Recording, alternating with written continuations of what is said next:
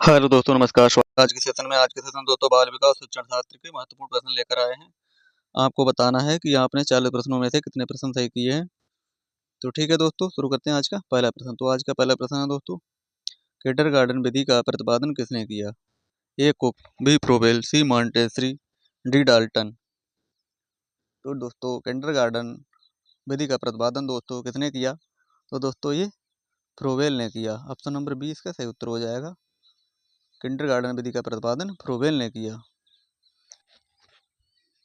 प्रश्न नंबर 2, संकलनात्मक परामर्श के जन्मदाता कौन है?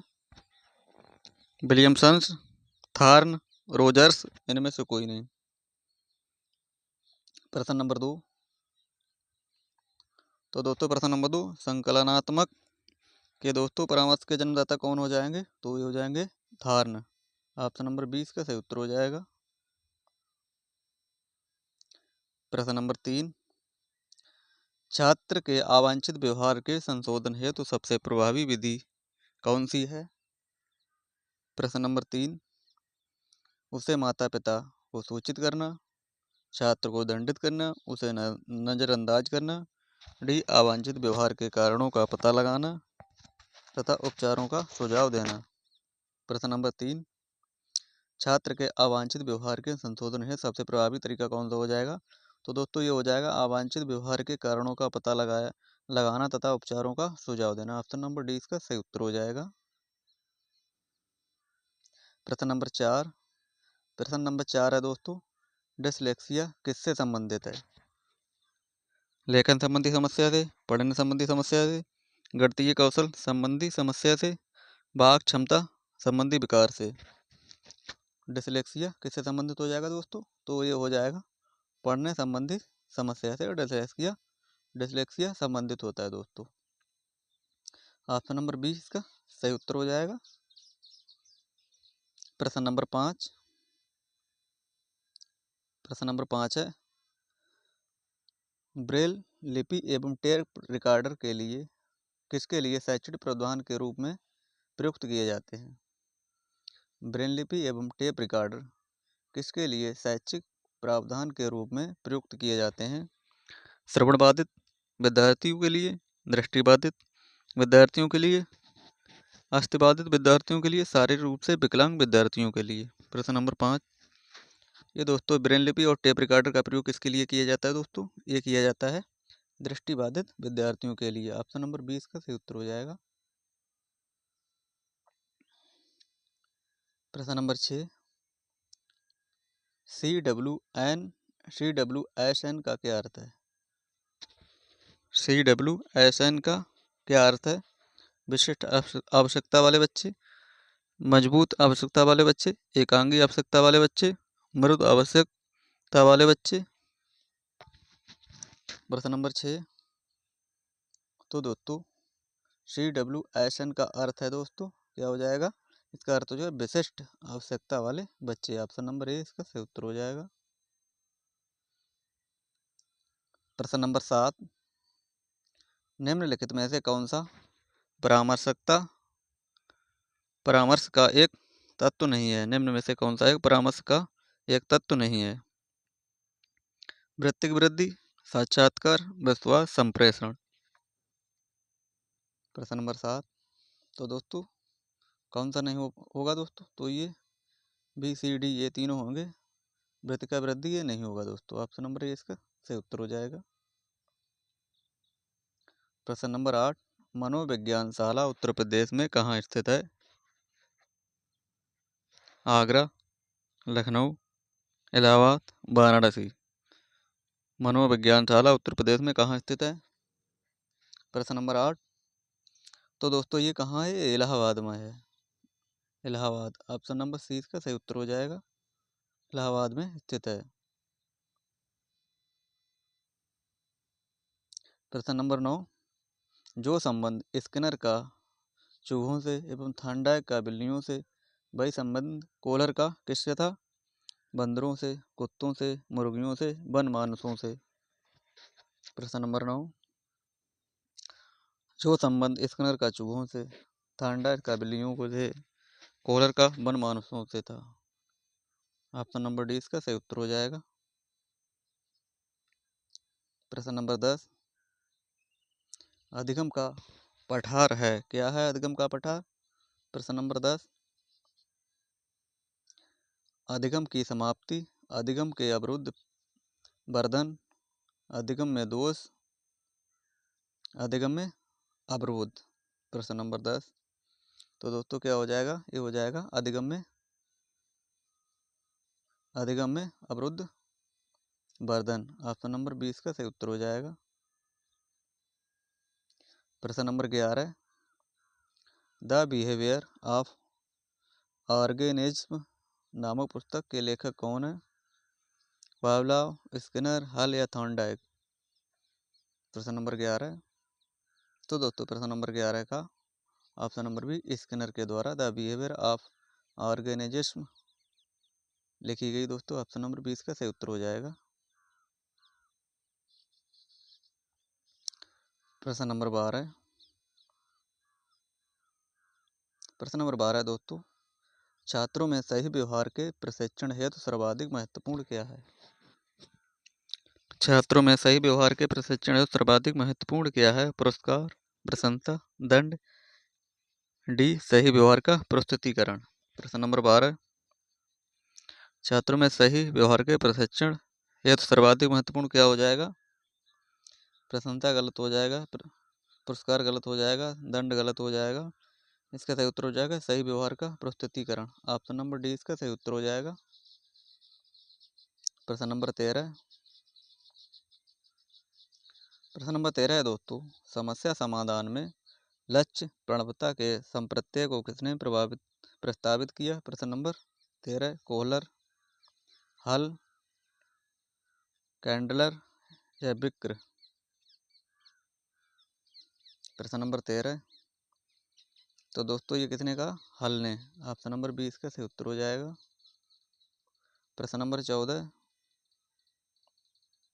प्रश्न नंबर 14 दोस्तों, इनमें से कौन सा शिक्षण की विचारधारा से संबंधित नहीं है?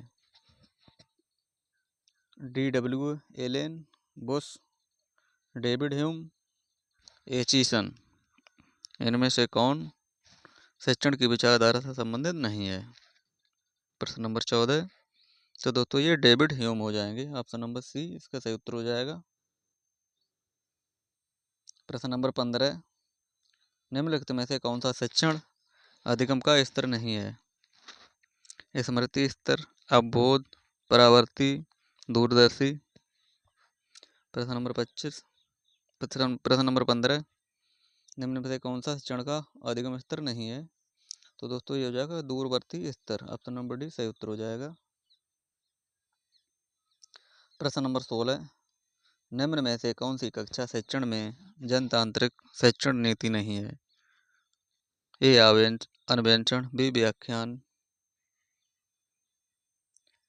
सी योजना, डी मस्तिष्क उद्वेलन? प्रश्न नंबर 16, तो हो जाएगा व्याख्यान विधि।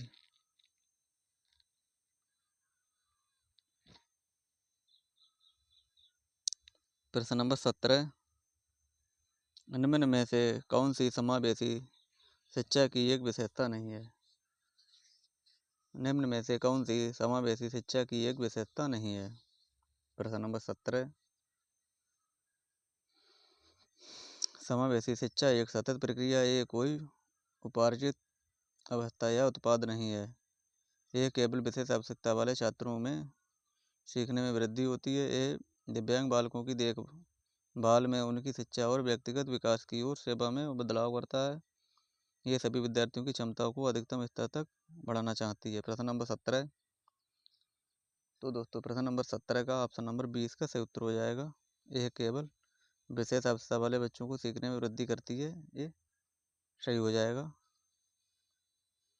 प्रश्न नंबर 18, क्रिया प्रसूत अनुकूलन सिद्धांत का प्रतिपादन किसने किया? Pavlov, Skinner, Thorndike, Kohler?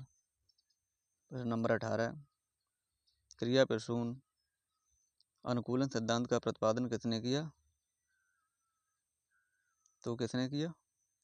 ये किया दोस्तों स्किनर है। ऑप्शन नंबर 20 का सही उत्तर हो जाएगा।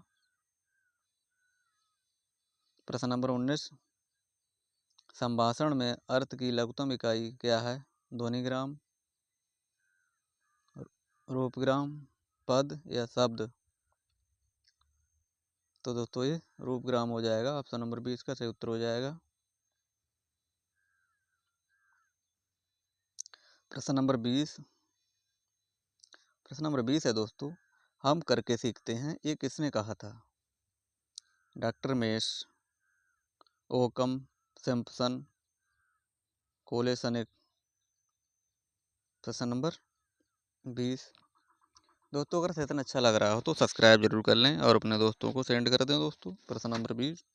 तो दोस्तों प्रश्न नंबर 20 का ऑप्शन नंबर ए सही हो जाएगा। डॉक्टर मेस ने कहा हम करके सीखते हैं, डॉक्टर मेस ने कहा। ऑप्शन नंबर ए इसका सही उत्तर हो जाएगा। प्रश्न नंबर 21, निम्न में से कौन सा शिक्षण का स्तर नहीं है? स्मृति, बोध, चिंतन, वर्णन। प्रश्न नंबर 21, कौन सा स्मृति का स्तर नहीं है? तो दोस्तों ये वर्णन। ऑप्शन नंबर डी इसका सही उत्तर हो जाएगा। प्रश्न नंबर 22, शिक्षण की अंतःक्रियात्मक अवस्था में मुख्य संक्रिया होती है? क्रिया और प्रतिक्रिया, निदान की, प्रत्यक्षीकरण या उपयुक्त सभी? प्रश्न नंबर 22। तो दोस्तों प्रश्न नंबर 22 का ऑप्शन नंबर डी ये सभी हो जाएंगे, उपयुक्त सभी। ऑप्शन नंबर डी इसका सही उत्तर हो जाएगा। प्रश्न नंबर 23, एक बालक काली गाय, काला कुत्ता तथा काली वस्तुओं को देखकर डरने लगता है। इस प्रकार के अनुबंधन में क्या निहित है? अनुक्रिया, समानीकरण, अनुक्रिया, अनुबंधन, उद्दीपक, समानीकरण, उपयुक्त में से कोई नहीं। प्रश्न नंबर 23। तो दोस्तों ये किस लिए होता है? दोस्तों ये उद्दीपक समानीकरण। ऑप्शन नंबर सी इसका सही उत्तर हो जाएगा। प्रश्न नंबर 24, शिक्षण विधि का चयन करते समय निम्न में से किसको ध्यान में रखने की आवश्यकता नहीं है? विद्यार्थियों का मानसिक स्तर, व्यक्तिगत भेद, अभिभावक की पृष्ठभूमि, विषय की विशिष्ट प्रकृति। प्रश्न नंबर 24। तो दोस्तों किसकी आवश्यकता ध्यान में रखने की नहीं होगी? अभिभावक की पृष्ठभूमि। ऑप्शन नंबर सी इसका सही उत्तर हो जाएगा। प्रश्न नंबर 25, निम्न में से कौन सी बालक की एक विशेषता नहीं है? वृद्धि में स्थिरता, सामूहिकता की प्रबलता, जिज्ञासा की कमी, समूह एवं खेलों में सहभागिता। प्रश्न नंबर 25, बाल्यावस्था की विशेषता नहीं है। क्या नहीं है दोस्तों? प्रश्न नंबर 25, तो जिज्ञासा की कमी। जिज्ञासा की कमी नहीं होती है दोस्तों। ऑप्शन नंबर सी इसका सही उत्तर हो जाएगा। प्रश्न नंबर 26, निम्न में से कौन सा सृजनात्मक प्रक्रिया से संबंधित नहीं है? आयोजन, उद्भवन, अपप्रेरण, प्रबोधन। प्रश्न नंबर 26, निम्न में से कौन सा सृजनात्मक प्रक्रिया से संबंधित नहीं है? तो दोस्तों ये हो जाएगी अपप्रेरणा। Option number C.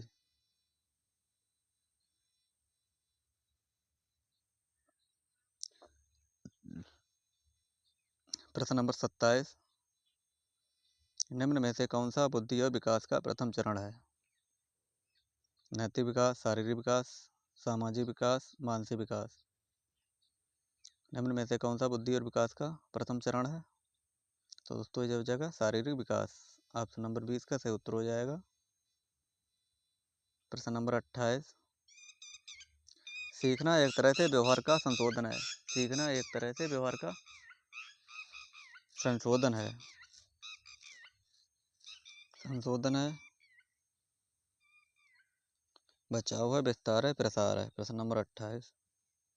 तो दोस्तों ये संशोधन हो जाएगा। Option number A. प्रश्न नंबर 29, स्किनर बॉक्स का प्रयोग किया जाता है। स्किनर जो बॉक्स का प्रयोग किस लिए करता है? चालक अधिगम के लिए, शाब्दिक अधिगम के लिए, प्रसूत अनुबंधन के लिए, आकस्मिक अधिगम के लिए। प्रश्न नंबर 29। तो दोस्तों ये करता है क्रिया प्रसून अनुबंधन के लिए। ऑप्शन नंबर सी इसका सही उत्तर हो जाएगा। प्रश्न नंबर 30, बुद्धि मापन की भाटिया बैटरी परीक्षण में है। 4 परीक्षण, 5 परीक्षण, 8 परीक्षण, 7 परीक्षण। प्रश्न नंबर 30,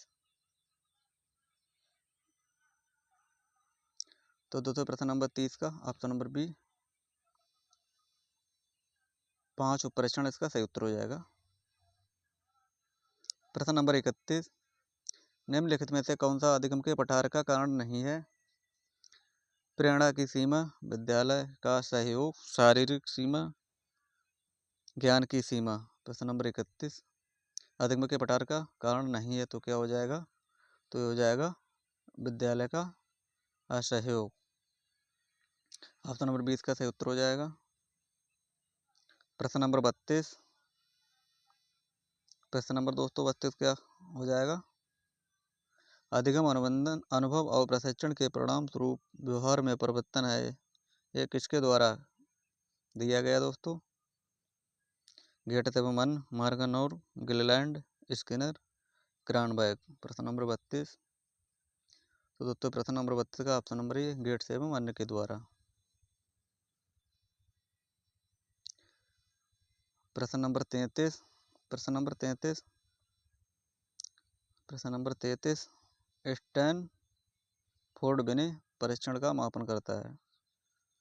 व्यक्तित्व का, पढ़ने की दक्षता का, बुद्धि का, इनमें से कोई नहीं।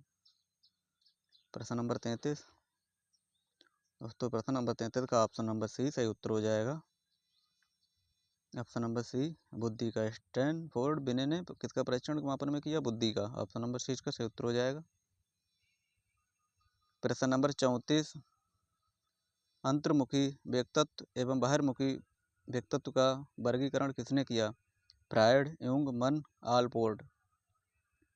प्रश्न नंबर 34, अंतर्मुखी एवं बाह्यमुखी का वर्गीकरण किसने किया? तो दोस्तों ये किसने किया? यूंग ने। ऑप्शन नंबर 20 का सही उत्तर हो जाएगा। प्रश्न नंबर 35, बच्चों के सामाजिक विकास को प्रभावित करने वाले कारक क्या हैं? आर्थिक तत्व, सामाजिक, परिवेशजन्य तत्व, शारीरिक तत्व, वंशानुगत तत्व। प्रश्न नंबर 35, प्रश्न नंबर 35 का ऑप्शन नंबर बी सही उत्तर हो जाएगा। प्रश्न नंबर 36, निम्न में से कौन सा शारीरिक विकास का एक प्रमुख नियम है? मानसिक विकास से भिन्नता का नियम, अनियमित विकास का नियम, दूरगामी विकास का नियम, कल्पना और संवेगात्मक विकास से संबंधित का नियम। प्रश्न नंबर 36, तो दोस्तों प्रश्न नंबर 36 का ऑप्शन नंबर 20 का सही उत्तर हो जाएगा, अनियमित विकास का नियम। प्रश्न नंबर 38, प्रश्न नंबर 38 दोस्तों निम्नलिखित में से कौन सा विकास का सिद्धांत नहीं है? अनुकूलित प्रत्यावर्तन का सिद्धांत, निरंतर विकास का सिद्धांत, परस्पर संबंध का सिद्धांत, समान प्रतिमान का सिद्धांत। प्रश्न नंबर 37, तो दोस्तों प्रश्न नंबर 37 का ऑप्शन नंबर ए अनुकूलित प्रत्यावर्तन का सिद्धांत ये नहीं होगा। ऑप्शन नंबर ए इसका सही उत्तर हो जाएगा। प्रश्न नंबर 38, निम्न में से कौन सा सीखने का नियम नहीं है? तत्परता का नियम, तनाव का नियम, प्रभाव का नियम, अभ्यास का नियम। तो दोस्तों ये कौन सा नियम नहीं होगा? तनाव का नियम। ऑप्शन नंबर 20 का सही उत्तर हो जाएगा। प्रश्न नंबर 39, मूल प्रवृत्तियों को 14 प्रकार से किसने वर्गीकृत किया? Drabble, McDougall, Thorndike, Woodworth. प्रश्न नंबर 39, तो दोस्तों मूल प्रवृत्तियों को 14 प्रकार से किसने वर्गीकृत किया? तो दोस्तों ये किसने किया? मैकडूगल। ऑप्शन नंबर 20 का सही उत्तर हो जाएगा, मैकडूगल। प्रश्न नंबर 40, आज का अंतिम प्रश्न है दोस्तों। प्रश्न नंबर 40, शारीरिक विकास को प्रभावित करने वाला कारक कौन सा हो जाएगा? वंशानुक्रम, वातावरण, खेल एवं व्यायाम, उपयुक्त सभी। प्रश्न नंबर 40, तो शारीरिक विकास को प्रभावित करने वाले दोस्तों ये सभी हो जाएंगे।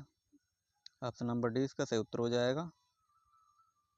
दोस्तों ये रहे आज के 40 प्रश्न। आपको कैसे प्रश्न लगे हैं और आपने कितने प्रश्न सही किए हैं ये आप कमेंट बॉक्स में दोस्तों ज़रूर बताएं। तो दोस्तों आज का सेशन बहुत ही महत्वपूर्ण सेशन रहा है। आपने जैसा कि एक प्रश्न दोस्तों देखा होगा जो कि एक प्रश्न बहुत ही महत्वपूर्ण था। आप अपने उत्तर कमेंट बॉक्स में ज़रूर लिखें। और दोस्तों, जो आज की क्लास में नए बच्चे हैं वो सेशन को लाइक और सब्सक्राइब ज़रूर कर दें दोस्तों। इसी तरह क्लास में बने रहिएगा दोस्तों। मिलेंगे दोस्तों कल इसी समय। तब तक के लिए दोस्तों धन्यवाद।